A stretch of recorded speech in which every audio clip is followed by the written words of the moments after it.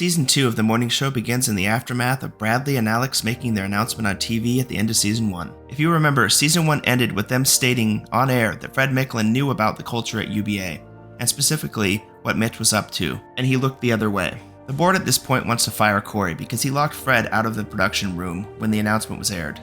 After Alex recommended the network hire Bradley as her co-anchor, she left the network shortly after, and now she's a Me Too hero. With Bradley being the lone star of the morning show, after Alex left, she convinced the board to hire Corry back as CEO of the company. Fast forward 8 months, and Corry is CEO, and Bradley's new co-anchor is Eric Nomani. The show is struggling without Alex and Mitch hosting the program. Bradley's style is viewed as being too serious, and her personality is not likable enough. Because of this, network executive Sybil Reynolds wants Bradley fired, and she voices this to Corry, but he's reluctant because not only is Bradley responsible for him being CEO, but he is also friends with her, and possibly more. What Bradley really wants to do is serious news, but when a job opportunity opens up in the news branch of the network gives it to Eric, which angers Bradley. She blames Corry, but really, Corry is trying to protect her, and he has a plan. That plan involves bringing Alex back to the show for a ratings boost. Alex has been writing a book in isolation, but her book doesn't mention the one thing that everyone wants to hear about, her relationship with Mitch. Alex brings Chip back to the network with her, after Bradley makes her feel insecure because she never contacted him after he was fired. It doesn't so much seem like she cares about him, but she cares about how it makes her look. Alex eventually returns to the network because she's a narcissist, a point driven home over and over as the season goes on. She needs to be the center of attention again. The network wants to make it big news that Alex is coming back, so they have her do an interview with renowned star Laura Peterson. Peterson asks Alex about her relationship with Mitch, and Alex dances around the fact that her and Mitch slept together while she was at UBA. Multiple people throughout the season said Alex really seemed to only care about herself and her own career, and she's made a lot of enemies. One enemy being Maggie Brener, who has a new book coming out about the sexual assault issues at UBA and the resulting aftermath. Alex worries what Maggie is going to say about her in her book because Maggie knows Alex and they go way back, so she knows a lot of Alex's dirty laundry. Meanwhile, after being fired, Mitch is living in isolation at his mansion on Lake Como. His wife is divorcing him, and he's now a pariah. He's all alone, and the silence is deafening. While Mitch is eating gelato one day, a woman confronts him while her friend films her, and she says Mitch needs to go away. Like away. A local woman named Paula comes to Mitch's rescue. It turns out that Paula is a documentary filmmaker, and she's been wanting to speak with Mitch for a while about a project she's working on.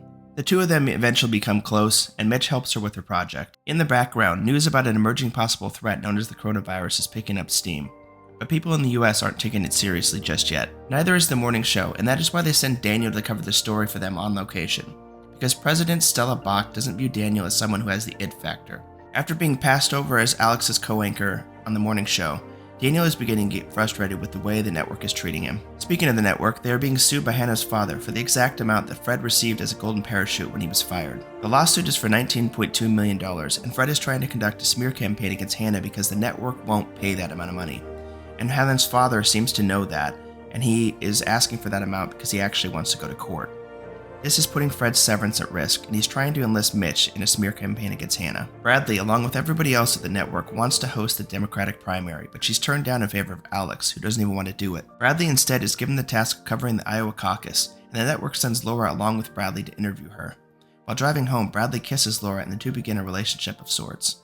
Bradley isn't comfortable making the information about her relationship public because she's scared of her image and how her family is going to react. We get a glimpse of Bradley's family when her drug addict brother Hal shows up at her home and wants to stay with her. When news of Bradley's sexual orientation becomes public, her brother and her mother are the opposite of supportive. We learn that Corry was the reason Bradley and Laura's relationship was outed, because he traded their story to prevent a newspaper from publishing a negative story about Hannah. Corry is trying to suppress the negative news about Hannah, which Fred is pushing out there. But we can't tell if it's because he actually cares about preserving Hannah's image, or if he's actually trying to protect himself, because when Fred was fired, he advocated for Corry to take over, as long as he was given a large severance payment. With that payment in doubt, Fred has threatened to tell the board and other executives at UBA about their secret conversations. Weatherman Yanko consistently puts himself in public trouble throughout Season 2.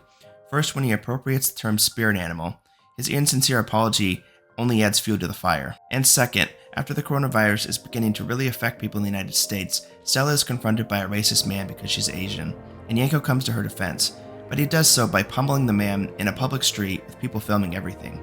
This earns him a suspension from the network. Alex is not dealing with the news about Maggie's book being released well. The night before she is supposed to moderate the Democratic debate, she goes to Maggie's hotel room and begs her to remove her from her book, but Maggie declines. This sends Alex over the edge, and she leaves Nevada without moderating anything, and she says she's sick. More and more, we are learning that Alex really isn't that nice of a person. Laura tells Bradley that when she was just starting out in the business, Alex outed her, and it got her fired. We also know that Alex is terrified that her image will be tarnished when people learn that she and Mitch slept together multiple times. Alex is so worried that she'll look bad as a result of the book that she flies to Italy to see Mitch. Speaking of Mitch, he and Paula are getting close, and he agrees to let her interview him after she says she'll never publish the material. He details many of the bad things he did while he was at UBA, revealing things that would make people think even less about him than they already do. He asks Paula to delete the footage because he doesn't want his kids seeing what he said.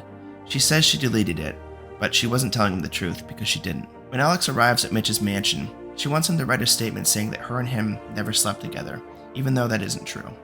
He agrees to this, and he gives her the statement in writing. When Alex is driving to the airport to go back to the United States, she pulls over because she's very tired and she naps on the side of the road.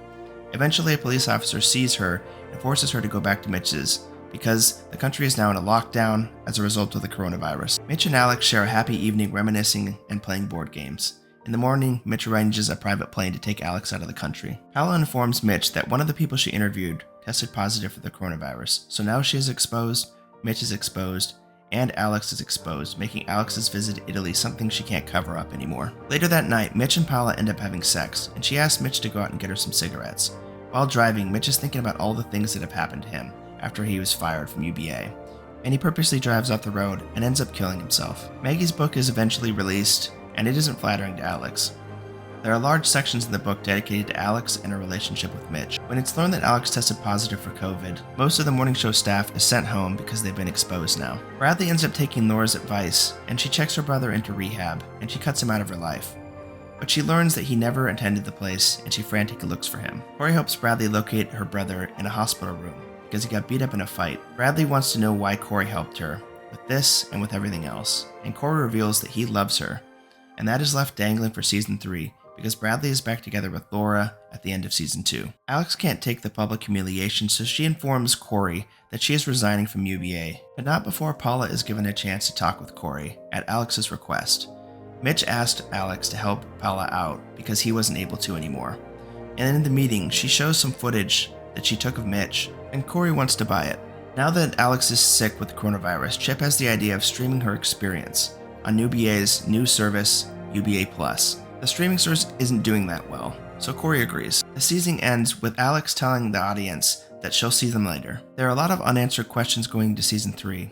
Is Alex going to return to UBA, or is she permanently done? Is the footage that Paula shot of Mitch going to become public? And what is going to happen with Bradley and Corry after he told her he loves her? If you can think of any other things that are left unanswered, please post in the comments. If you liked the video, please like and subscribe, and thanks for watching.